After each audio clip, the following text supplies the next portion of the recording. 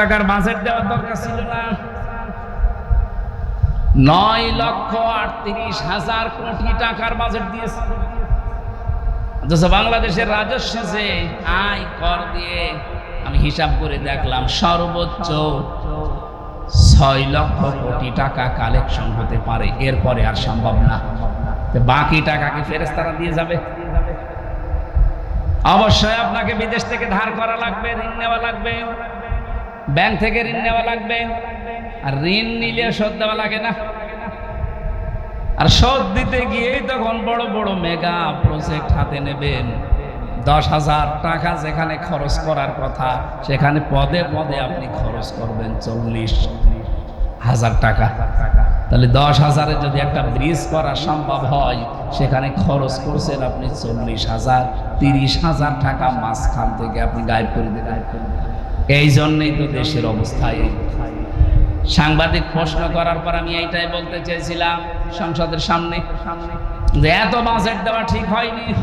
যতটুকু পারেন আপনি অতটুকু নিয়ে কাজ করলে আপনি অবশ্যই সাকসেস পর্যন্ত না যেতে পারলেও কাছাকাছি যেতে পারতেন।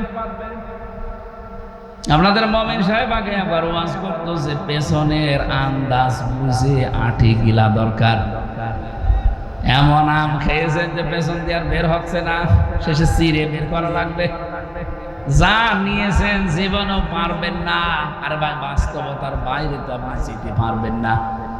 ওই বাকি টাকাগুলো কোথায় পাবেন বলেন তো? কেউ দেবে আপনাকে ধার ছাড়া?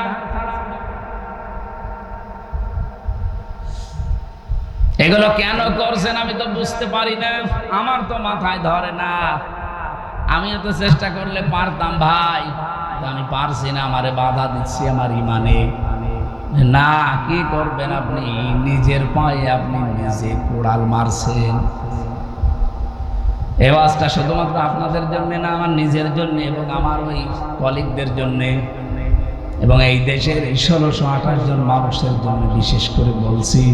আসেন ভাই, শুধুমাত্র আমরা এই কয়েকজন একটু ভালো হয়ে যায়। আমি তো গ্যারান্টি দিয়েছি নির্বাচনের আগে যদি আল্লাহ আমাকে নির্বাচিত করে 5 বছরে আমার একটা টাকা বাড়বে না। যা আছে আমার সম্পদ হলফনামায় যা দিয়েছি আরো কমে যাবে। আপনি দেন তো দেখি। আমার মনে হয় এই দেশে সবাইকে যদি বলা হয় নির্বাচন করবেন, অসুবিধা নেই, নির্বাচিত যদি হন, যা হলফনামায় দেখিয়েছেন ওর চাইতে একটা টাকা বাড়তে পারবে না, যা আছে আরো কমে যাবে। আমার মনে হয় এদেশে কেউ নির্বাচনেই দাঁড়াবে না, মমিন পাওয়া যাবে। কারণ মমিনেরও গ্যারান্টি দেওয়া আছে যে 5 বছরে যদি উনি চেয়ারম্যান হতে পারে 1 টাকা বাড়বে না, আরো যা আছে কমে যাবে।